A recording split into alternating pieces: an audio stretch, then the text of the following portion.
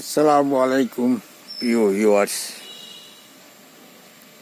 আজকের আমার ভিডিও হলো গ্রামীণ জনপদ, গ্রামের ছবি, গাছপালা, বাড়িঘর, মেঠোপথ, নদী নালা, এই নিয়ে আমাদের প্রিয় বাংলাদেশ।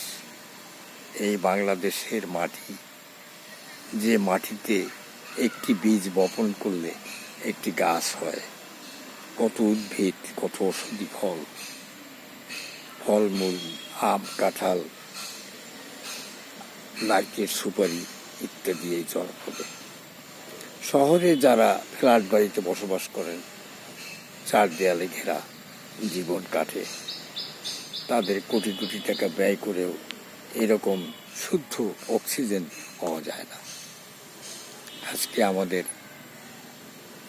যে গ্রামে, আমরা গ্রামের দৃশ্য কত ভালো আছি। এখানে তরতাজা স্নিগ্ধ বাতাস। আমরা বইয়ে পড়েছিলাম, শহীদ মুজতবা আলীর লেখা চলে দেশে বিদেশে, যে পানশির কাবুলের চেয়ে মন্দ বই ভালো নয়, কারণ পানশির কাবুল থেকে অনেক বরফের স্থান, তবু তার জন্মভূমি।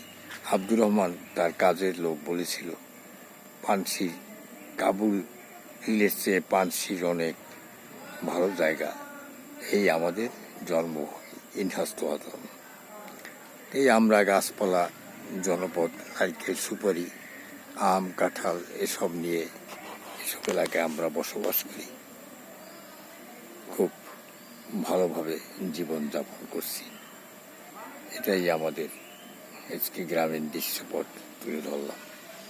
সবাই সুস্থ থাকুন, ভালো থাকুন, শহর ছেড়ে গ্রামে আসুন, ভালো লাগবে, সুস্থ থাকবেন, রোগ ব্যাধি কম হবে। ধন্যবাদ। সবাই সুস্থ থাকুন, ভালো থাকুন। আবু আহমেদ শিকদার।